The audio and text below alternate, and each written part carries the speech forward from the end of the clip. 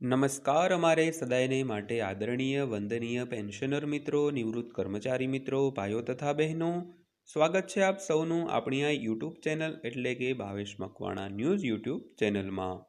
તો મિત્રો, આજની તારીખ 13/1/2026।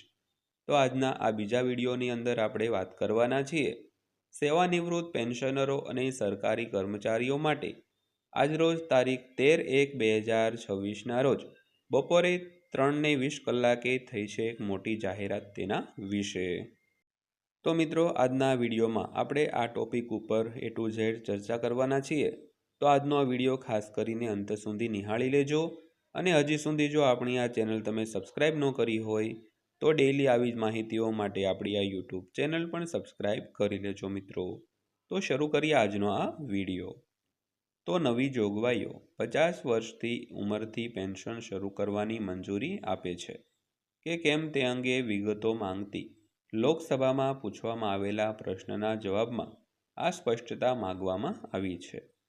વિગતવાર વાત કરીએ તો કર્મચારી ભવિષ્ય નિધિ સંગઠન એટલે કે EPFOના સભ્યો માટે પ્રારંભિક પેન્શન પાત્રતા અંગે 2025માં કોઈ નવા નિયમો રજૂ કરવામાં આવ્યા ન હતા, જે કર્મચારી પેન્શન યોજના એટલે કે EPS 1905માં સંભવિત ફેરફારો અંગેની અટકળોને સંબોધિત કરે છે મિત્રો।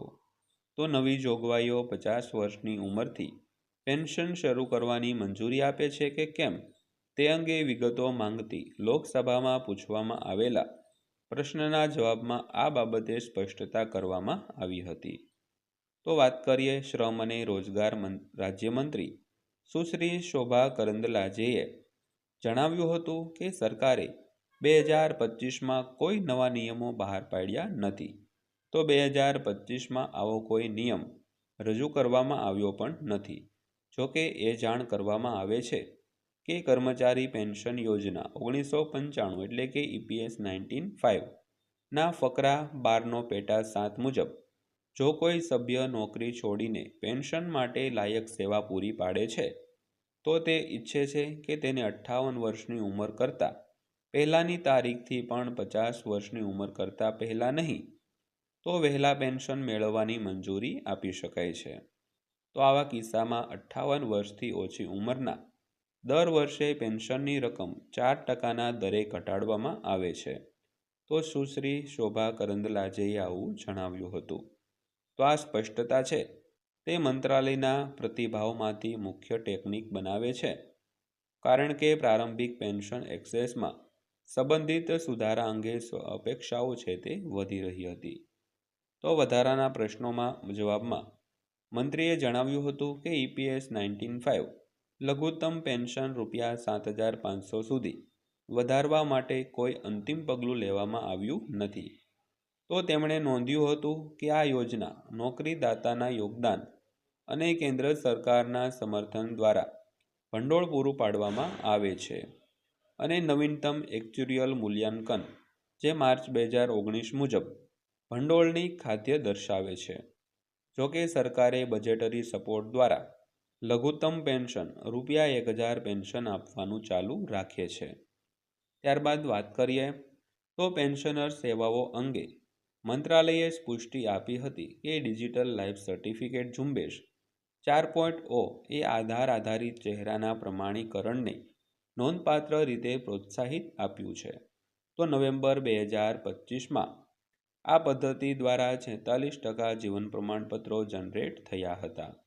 તો ડિજિટલ લાઈફ સર્ટિફિકેટ સરળતાપૂર્વક અપડેટ થયા પછી પેન્શનરોની આધાર વિગતો આપમેળે EPFO ડેટાબેઝમાં સીડ થઈ જાય છે મિત્રો। તો ખાસ કરીને જે પેન્શનરો માટે ખૂબ અગત્યનું દસ્તાવેજ એવું લાઈફ સર્ટિફિકેટ જે દર વર્ષે એકવાર જમા કરાવવામાં આવતું હોય, તેમાં આ વખતે ડિજિટલ લાઈફ સર્ટિફિકેટ છે તેની ઝુંબેશ 4.0 છે તે શરૂ કરવામાં આવી હતી અને તેને આધારે પેન્શનરનો ચહેરો સ્કેન કરીને પોતાનું લાઈફ સર્ટિફિકેટ છે તે જમા થઈ જતું હતું। તો નવેમ્બર 2025માં આ પદ્ધતિ દ્વારા 46% જીવન પ્રમાણપત્રો છે તે જનરેટ થયા હતા અને ડિજિટલ લાઈફ સર્ટિફિકેટ સફળતાપૂર્વક અપડેટ થયા પછી પેન્શનરોની આધાર વિગતો છે તે આપમેળે EPFO ડેટાબેઝમાં સીડ થઈ જાય છે મિત્રો। તો આ હતી આજની માહિતી પસંદ આવી હોય, વિડીયો સારો લાગ્યો હોય તો વિડીયોને એક લાઇક કરજો અને આવી જ માહિતીઓ માટે આપણી આ ચેનલ સબસ્ક્રાઈબ કરી લેજો. તો ફરીવાર પાછા મળીશું એક નવા વિડીયો સાથે, નવી માહિતી સાથે. ત્યાં સુધી સૌને જય હિન્દ, વંદે માતરમ.